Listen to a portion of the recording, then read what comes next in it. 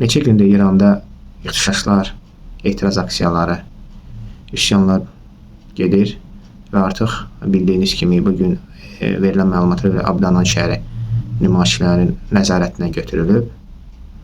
Burada bir məsələ də var ki, artıq neçənci dəfədir ki, ən az ikinci dəfə mən bu nüansı sezirəm ki, İranda bu üsyanlar, etiraz aksiyaları yeni təvəllüdün əvvəlindən başlayır və ümumiyyətlə belə götürsək, istər ilin əvvəli, ortası, sonu fərq etmez.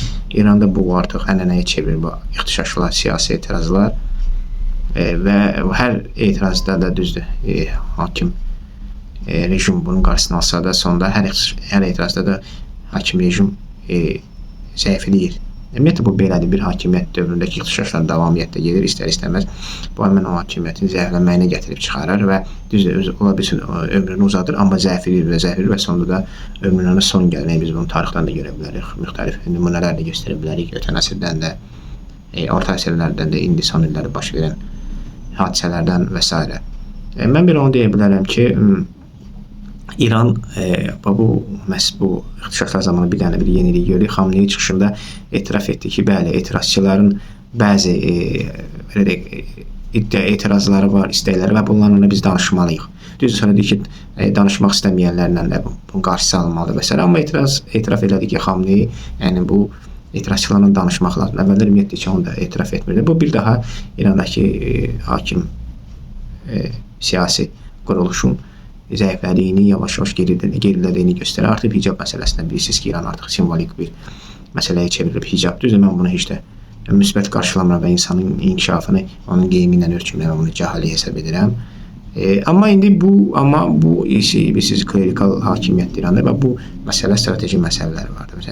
Bu məsələlərdə artıq İran hakimiyyətinin geri çəkilməsi gələcəkdə digər məsələlərdən geri çəkilməsində anonsunu verə bilər və onu gətirib çıxara bilər. Yəni İran iki yolu var. İranı ya Çin kimi transformasiya olub, Çin siyasi baxımdan kommunist qaldı, amma iqtisadi baxımdan kapitalist oldu və quruluşunu qoruyub saxlaya bildi SSR-dən fərqli olaraq. Yaxud da İran da belə eləyə bilər, siyasi baxımdan, düzdür, siyasi baxımdan tam artıq klerikal ola bilmir İran. Yəni hicab məsələsində sən də simvolik çevrilirsə hicab məsələsi, sən artıq tam klerikal da artıq deyilsən. Yəni çünki klerikal hakimiyyətlərin, İslam hakimiyyətlərin nüvə bazasından da biri hicabdır.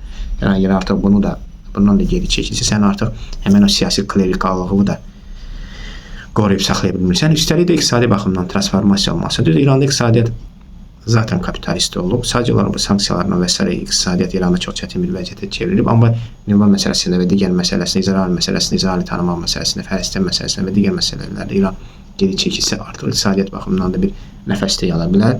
Müqavimət davam etsə və bu müqavimətin sayəsində bu ixtişaşlar, üsyanlar, etirazlar davam etsə, fikrimcə sonda İranın mövcud hakimiyyətinin süqutunu görəcək. Yəni bu yaxşıdır, pisdir İran üçün, bu yaxşıdır, pisdir region üçün, bu yaxşıdır, pisdir Azərbaycan üçün. Bunu biz müxtəlif səbəblərdən müzakirə edə bilərik. Bunun yaxşısı da var, pisi də var. Baxır o necə proseslərin necə gedəcəyini. Proseslərin müsbət gedəcəyi tərəfdən bu yaxşı tərəfləri də var. Yox, proseslərin mənfi gedəcəyi də bunun mənfi tərəfləri də var. Bu da artıq belə deyək, müzakirə mövzusuna açıq məsələlərdir.